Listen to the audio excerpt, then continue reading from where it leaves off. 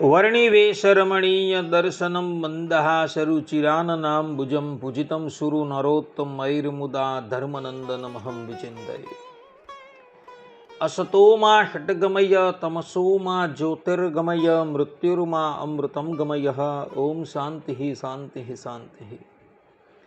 अस्मद्गुरु समारंभां नाथयामून मध्यमां लक्ष्मी वल्लभ पर्यंतां वंदे गुरु परंपरा।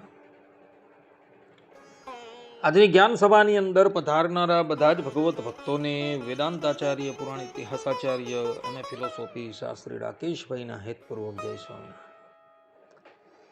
એક ભગવત ભક્તએ મને પ્રશ્ન કર્યો કે શાસ્ત્રીજી, ઠાકોરજી સૂતા હોય કે જમતા હોય ત્યારે તેઓના દર્શન થઈ શકે કે ન થઈ શકે, એ સંબંધમાં આપ થોડી વાત કરો। શું શાસ્ત્રોની અંદર એવું વિધાન છે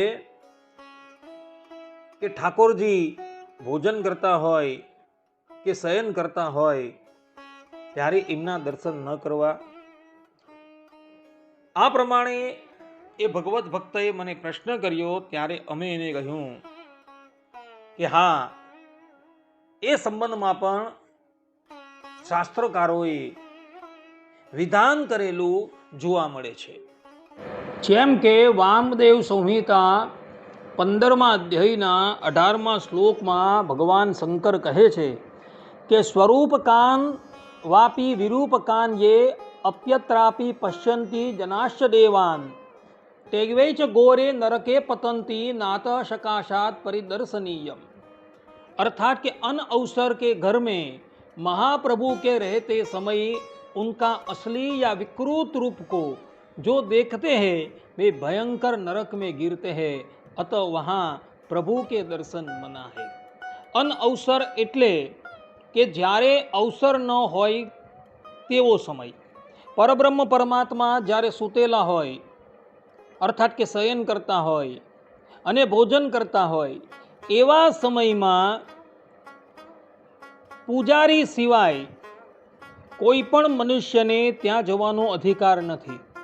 અને છતાં પણ એવા અનઅવસરના સમયમાં જે પણ કોઈક વ્યક્તિ ભગવાનના દર્શન કરે છે એ ભયંકર નરકમાં જાય છે, એવું ભગવાન શંકર વામદેવ સંહિતા 15મા અધ્યાયના 8મા શ્લોકની અંદર કહી રહ્યા છે।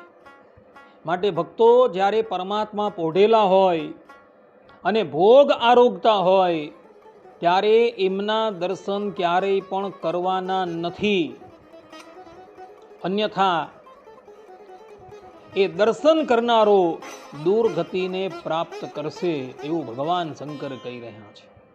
જે લોકોએ જોવું હોય એ વામદેવ સંહિતા અધ્યાય 15 શ્લોક 8 જોઈ લે।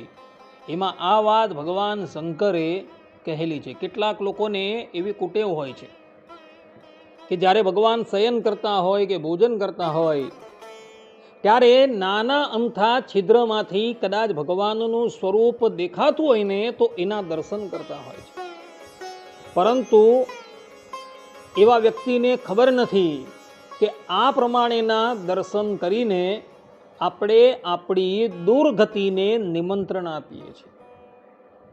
માટે ભક્તો, જ્યારે ઠાકોરજી પોઢેલા હોય, સૂતેલા હોય અથવા તો પૂંજારી એમના શિંગાર કરતા હોય અને તે વખતે દ્વાર બંધ હોય તો એ દ્વારના છિદ્રમાંથી પણ ભગવાનના દર્શન ન કરવા, અન્યથા દુર્ગતિ પામવાને અર્થે તૈયાર રહેજો।